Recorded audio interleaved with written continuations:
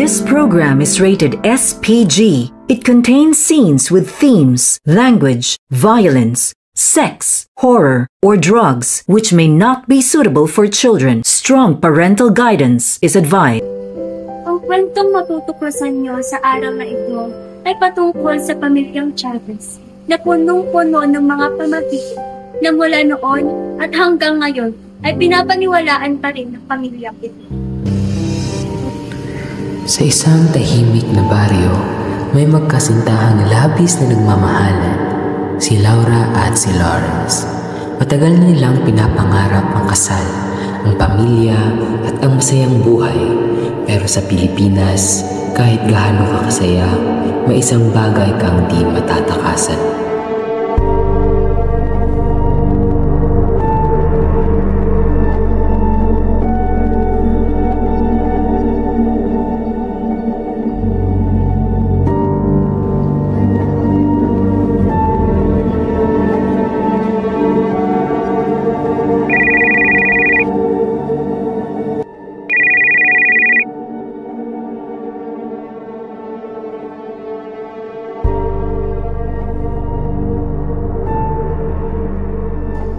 Love! Asan yung wedding invitation?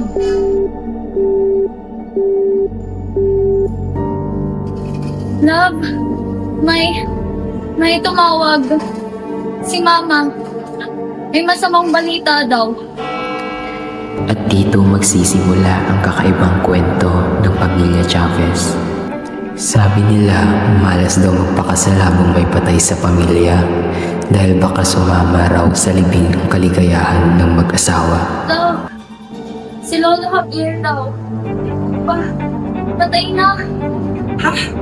Paano yung kasal natin bukas? Ipagpaliban niyo muna yan! Maglakad kayo ng simbahan at dihet sa sementeryo!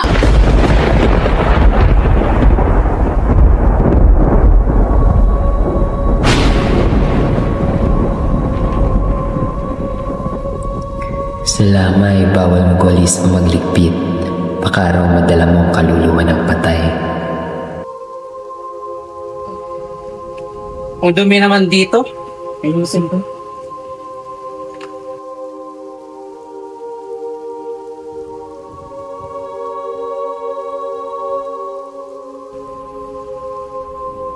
Ay! Huwag kang magbulat! Bakit po, Love? Kaya sama sa ulit para naman ng lala mo! Love, may kasama ka yata naglilinis.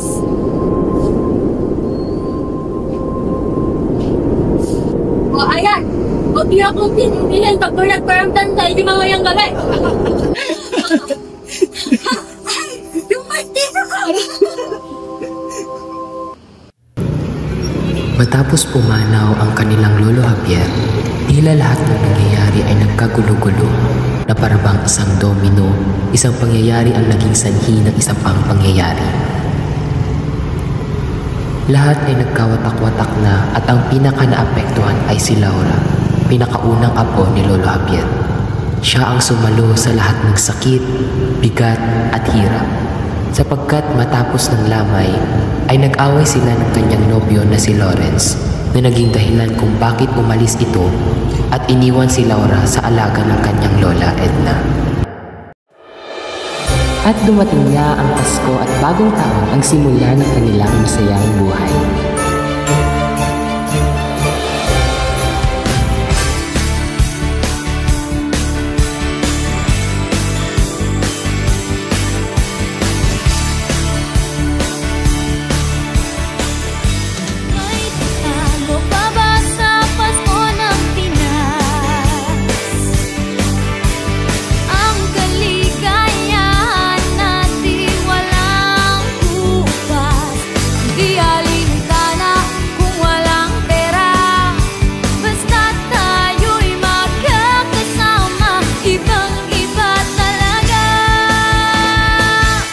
Pasko sa Pinas.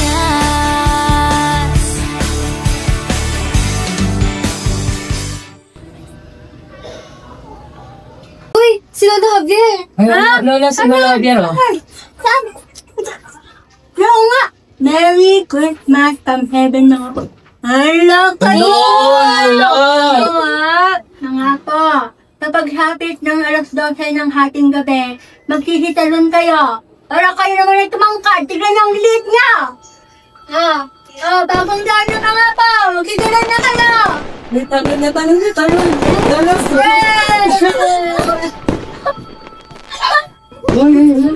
Huli mo, regalo na tayo. Sa akin to. Akin to. Uy, ang ganda naman ng design.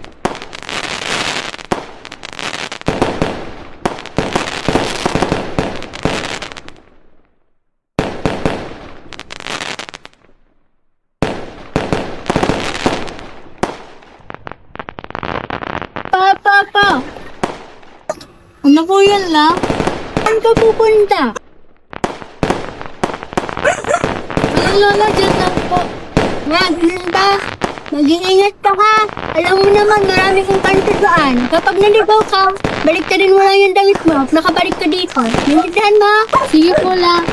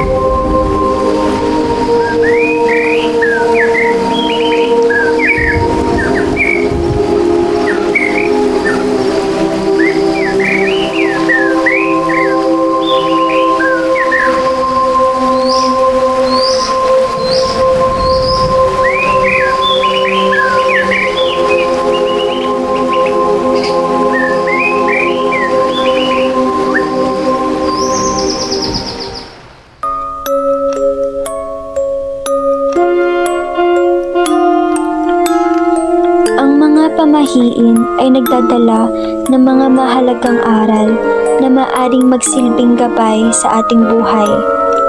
Ito ay nagtuturo sa atin na pahalagahan ang tradisyon at kultura ng ating mga ninuno. Maging maingat sa ating mga gawi at mag-ingat sa mga aksyon at salita na maaring makaapekto sa ating kapalaran. Marami rin sa mga pamahiin ang nauugnay sa kalikasan na nagtuturo sa atin na maging mapanuri sa ating paligid. Bukod dito, ang mga pamahiin ay nagpapalakas ng pagkakaisa sa komunidad at nagbibigay ng pag-asa at pananalig sa mas magandang kinabukasan sa kabila ng mga pagsubok. Muli, Ako si Matilda na nagpapaalala na huwag maliitin o baliwalain ang mga pamahiin sapagkat ito man ay totoo o hindi, ito na ang ating nakasanayan.